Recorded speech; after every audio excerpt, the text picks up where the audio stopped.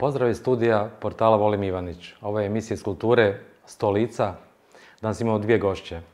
U prvom dijelu naša draga Vida Puš-Škrgulja, nastavnica, poznata povjesničarka umjetnosti, latinist, a u drugom dijelu Ivana Vlahek, u povodu upravo bitne jedne stvari koja se događa sljedeći vikend u Ivanić-gradu 11. i 12. svibnja, a to je festival igračaka.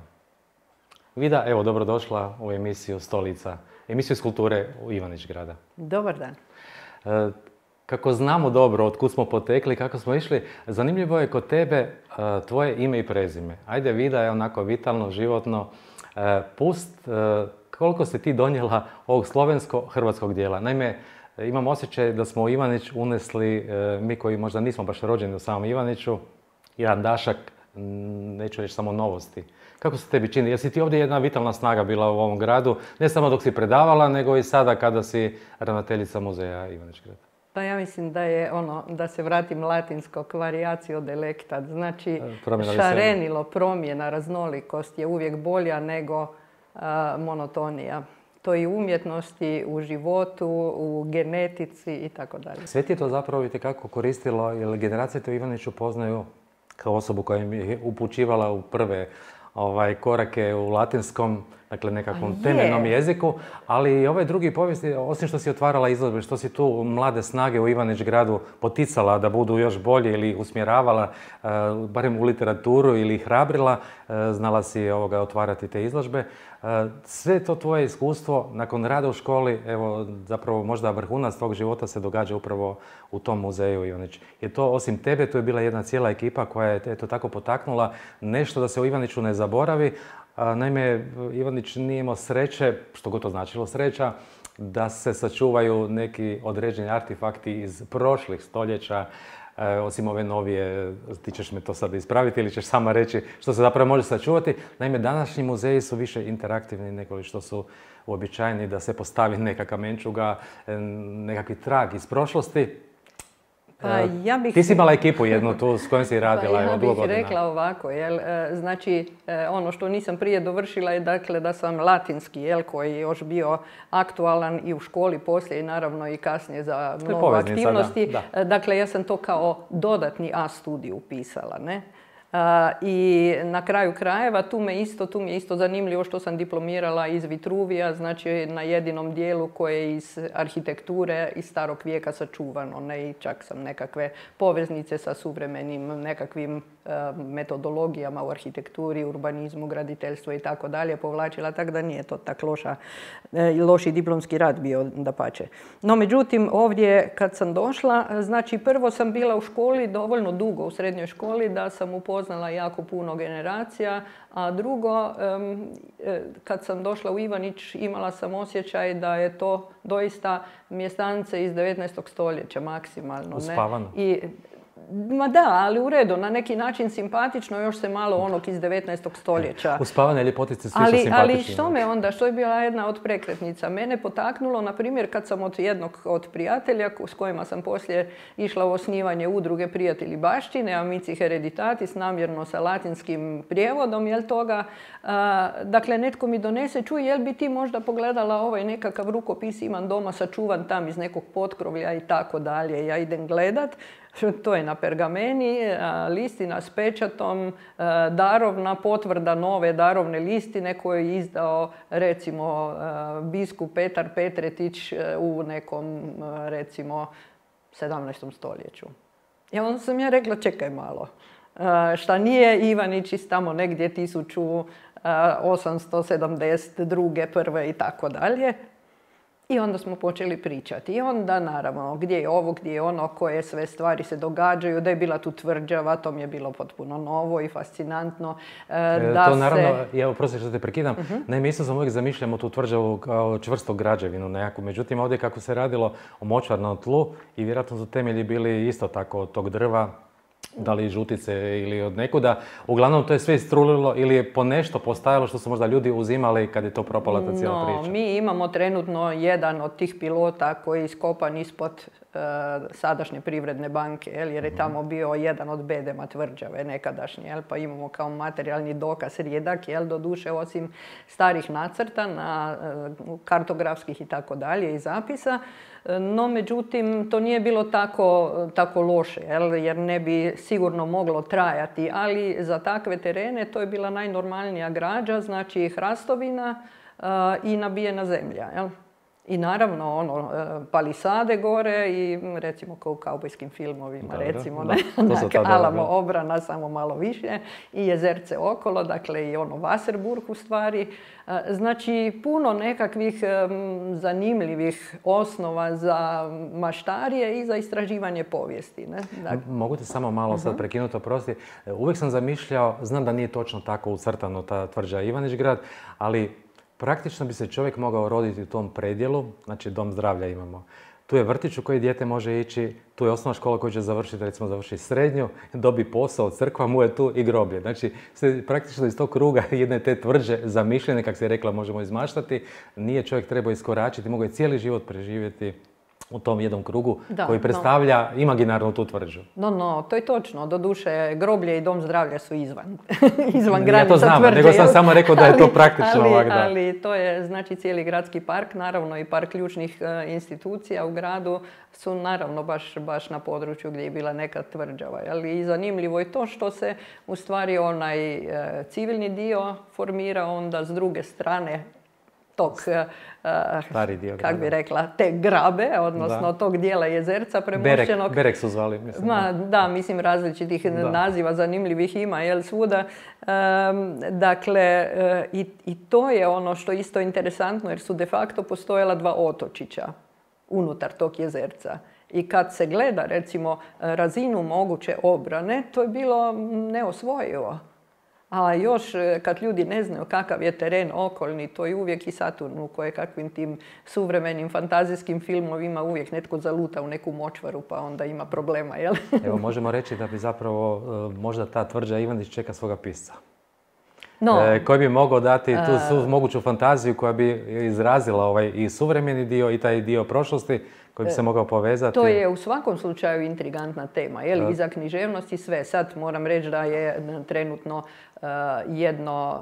jedan segment toga malo fantazijski obrađen, to što je jedna mlada spisateljica napravila, Marela Grgurić, jedan kratak tekst koji je vrlo simpatično, pitko se može čitati, napisan, ali evo, ja sam baš s njom razgovarala pa sam rekla, evo, ta cijela priča zahtijeva ipak malo šire, ali ona je htjela to napisati. To sam rekla, to može biti segment kad budeš imala volju jedan malo širi, recimo povijesni roman ili nešto slično. Ali bez obzira na to je meni jako drago da mlade zainteresira nekad i takva tema. Ali ono što mi je još u toj književnoj nekakvoj djelatnosti, ne u visokoj književnosti sada, u svijetu recimo eventualno PEN-a ili nekih drugih institucija koje sad postavljaju svoj kriterij, nego da sve više i više je počelo ljude koji se bave nekim drugim poslom interesirati pisanje o povijesti ovoga kraja. No i moram priznati da sam već nekoliko radova pročitala, jedan čak vrlo zanimljiv roman, možda ćemo ga prezentirati, neću sad govoriti, u ljetnim nekakvim čitaonicama u muzeju, kao zamišljam si preklijeta neke večeri ispred muzeja čitamo malo literaturu. Kako mašta dozvoljava svašta, tako evo. Da. Imam jednu ideju, odavno sam to htio napraviti, ali kako sam dosta ljen, ali mislim da ću dugo živjeti pa ću imati vremena to napisati. Don Juan je zapravo završio u Ivanić-Gradu, u toj tvrđi. To neka ostane mala tajna, jer zadnje što sam, naime, on je kao kažnjen bio kod Moljera, kod Camilla se kao zamišlja ga kao čovjeka koji na kraju je shvatio da ne može doći do te apsolutne ljubavi, da je iza jedne puškarnice u nekoj staroj tvrđi promatra zemlju Andaluziju koja je tako lijepa i tako okrutna poput njega. poput njegovog srca. Ali zašto ne onda biti u Ivanić-Gradu, o tom potom. No, evo. Bez daljnjeg, no, ja mislim da bi Mozart se totalno uvrijedio, recimo, u tom slučaju. Don Giovanni, dobro. Ali bez obzira na to, mislim da mašta stvarno može puno toga napraviti. Sada mi reci ovako nešto konkretno, kako taj muzej, stvarno hvala gradskim ocima da se shvatilo da je potrebna jedna takva ustanova u Ivanić-Gradu, koju si praktično ti osnovala, odabrala ekipu koju je to i dalje ekipiraš da bi bili na najbolji mogući način istraživači dalje. No, danas su popularni ili zapravo su muzeji, naravno oni traže izuzetno puno novaca, treba to platiti, to su takozvani interaktivni. Imao sam sreći, prije 10 godina sam bio u Australiji, dakle tamo muzeji od priča, spomenika ili kipova na otvorenom, pa do onih savršenih dijelova, to je kao normalno, to zna da krase recimo poznate takve osobe ili poznate stvaraoci koji ostavite svoje tragove, ali ući u jedan interaktivni muzej. Nekad su pričali da je kod nas tamo bio u Šibeniku, pa Nikola Tesla, znam da i sad ima puno više. Ja mislim da je prije svega ono što bi željela reći, prije svega je termin interaktivno i termin interaktivni muzej sada u trendu, dakle popularan je jako i svi žele na to navući štošta. Ja sam recimo vidjela, neću sad spomenuti ime, ali nekoliko tobožnih interaktivnih muzeja u Hrvatskoj za koje sam rekla, ljudi, ko je dao vama za ovo novac, jel? Dakle, slušaj me, ja ću malo banalizirati priču. Ja sam stvarno gledao u toj Australiji, u Sidneju sam obilazio. Naime, ti kad uđeš u avion koji bombardira, ne znam, dole gradove, ruši se, ti imaš osjećaj da si u tom avionu, ispod je staklo, to se trese, padaju bombe dolje, grade se, znači sve tako imaš taj osjećaj. Ali još jedan isto tako, kad ulaziš u neke druge muzeje, čak su unutar tih towera, najviših zgrada, dobro, ja sam bio i u Sidneju, u Melbourneu, tamo imaš također, kako je potres bio jedan od značajki, ti ulaziš u jednu dvoranu gdje se zapravo ti treseš, prisustvuješ ili si... to je čak u kinodvoranama ali to je tako prije 10 godina kako sam ja bio. Da, ali gledaj, ono što je važno, znači što je konačni cilj muzeja, muzeologije, odnosno čuvanja baštine, što je konačni cilj. Jer je to što je recimo vrijeme današnjice sklono kratkim trenutačnim efektima, kao što smo ih sposobni dobiti sada u tih informacija u roku od pola sata s cijelog svijeta na internetu, možemo se prebaciti u mašti ili kako god na nešto drugo, izgraditi neku viziju koja je apsolutno subjektivna, ne mora biti niti povijesno istinita, ne mora biti ništa, nego je to priča za ovaj trenutak sada i po mogućnosti da skupimo novaca za neku sljedeću priču za koju ćemo angažirati onda i novce i ljude i ljudi će dolaziti, bit će to atrakcija. Ja ovu knjigu recimo nisam slučajno tu donijela sa sobom. Dakle, ono što je recimo naslov te knjige je Mnemozofija, jasno prevedeno s engleskom, knjiga je napisana na engleskom, ali autor je, evo, moj dragi mentor s poslijediplomskog muzeologije u Zagrebu, dr. Tomislav Šola, malo neobičan muzeolog današnjeg vremena koji kod mnogih recimo ljudi u Hrvatskoj nekako ne nailazi na razumijevanje svoje teorije iz vrlo jednostavnog razloga što je, čini mi se, par kopalja ispred svog vremena, jel? No, međutim, dakle, u nekoj budućnosti kakva bi trebala biti i u toj mnemozofiji, u toj, recimo, tom nije slučajno odabran termin, govori o nečemu što se zadnjih 10 godina u svijetu, stručnom svijetu muzeologije, ne turističkom svijetu muzeologije i prezentacije baštine i interaktivnosti. Naravno da priznaje isto interaktivnost jer je neminovna pojava mogućnosti prezentacije, nego govori o tome da se na taj način muzejima oblikuje neko javno pamćenje, znači pamćenje svijeta, znači jedna plemenita, kvalitetna memorija svega onog što je vrijedno sačuvati za budućnost na vrlo različite načine i da je jasno, i kad sam krenula ja recimo sa idejom muzeja u Ivanić-Gradu, da je bilo to daleko od one priče nekakvog malog muzejčića, kao što imamo sada, doduše 2 sobička i nešto napravimo tu i tam koju izložbicu i nastojimo planirati šire. Jel? Naravno da je to bila neprihvatljiva ideja već na samom početku. A većinom se danas shvaća da je muzej to, da je mali muzej to, da je lokalni muzej to. Ne, to nije to. To je nešto što je već za muzej, ideja za muzej. A ono što je važno, dakle na čemu se bazira ono što je recimo ideja u razvoju koji još uvijek traje, a pogotovo realizacija muzeja Ivanić Grada, je činjenica da svaki muzej treba recimo neki centar, neki operativni centar. I mi za sad imamo operativno središte s povremenim programčićima, nekim minijaturnim postavom, koji mijenjamo također, stalni postav u promjeni. No međutim, ono što mi bi trebali pokriti kompletno područje grada Ivanić Grada, znači sa svim okolnim naseljima, sa prirodnom baštinom, sa svim ostalim stvarima, a smisao toga je da se to u stvari napravi pristupačnim ljudima in situ, tamo gdje nastaje, gdje je nastalo nešto, da se kroz te stvari mogu onda aktivirati i ljudi i civilno društvo i lokalna zajednica i naravno da su tu interaktivni sadržaji koji se mijenjaju svaki čas jer tehnologija se tak i tak mijenja.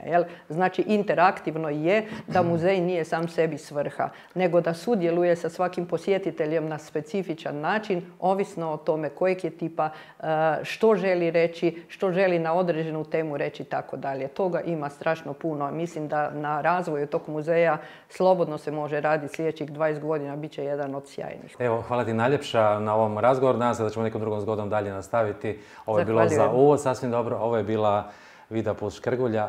Hvala vam što ste bili toliko strpljivi. A u drugom dijelu nas čeka Ivana Vlahek i festival igračaka.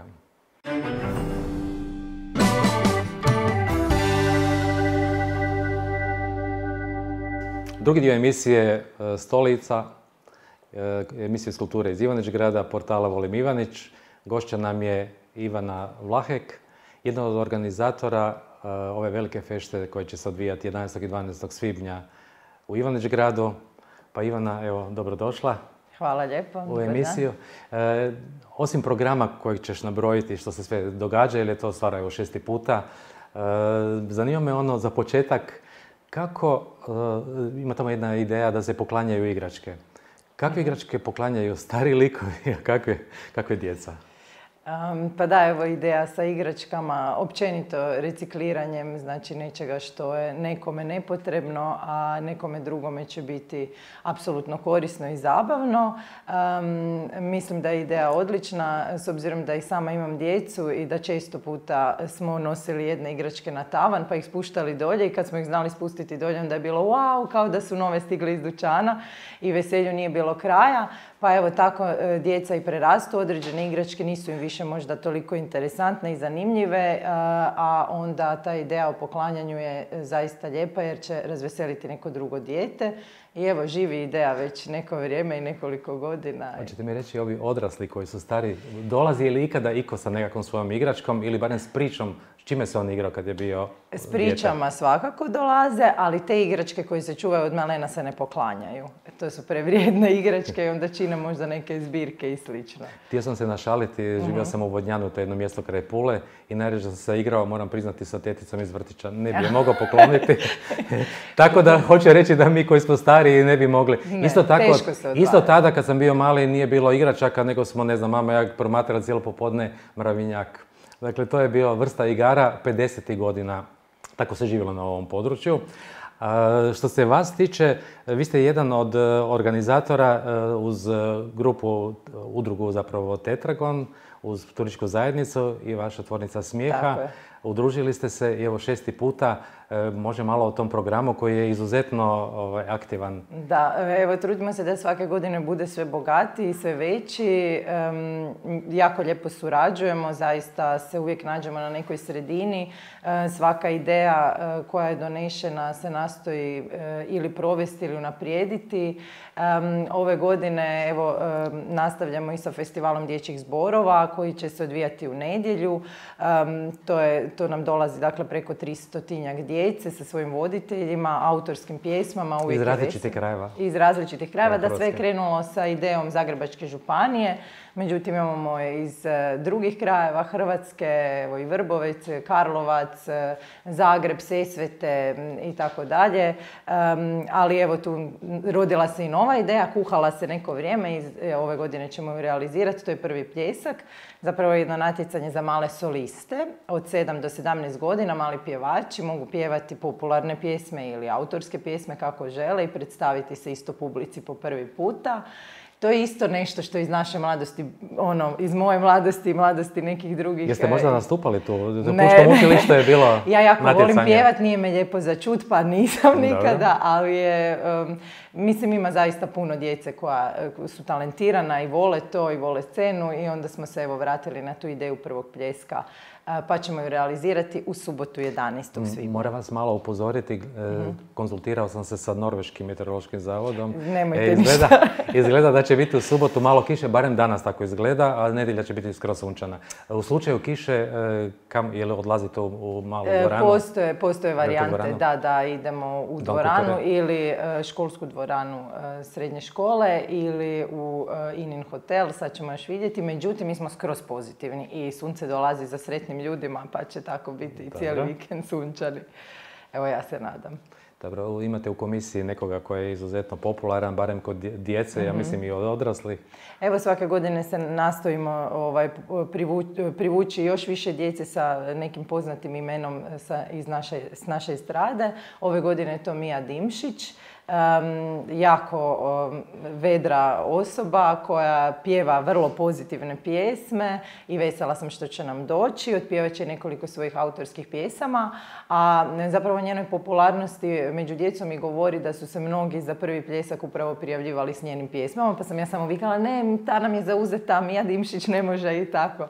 Mislim da će cijeli njen repertoar se otpjevati još i u subotu. Ona će biti s nama u nedjelju uz Aleksandru Srebačić i gospođu Štruklec, koje su također stalne članice već sad žirija od samog početka, pa ćemo onda proglasiti i najuspješniji zbor.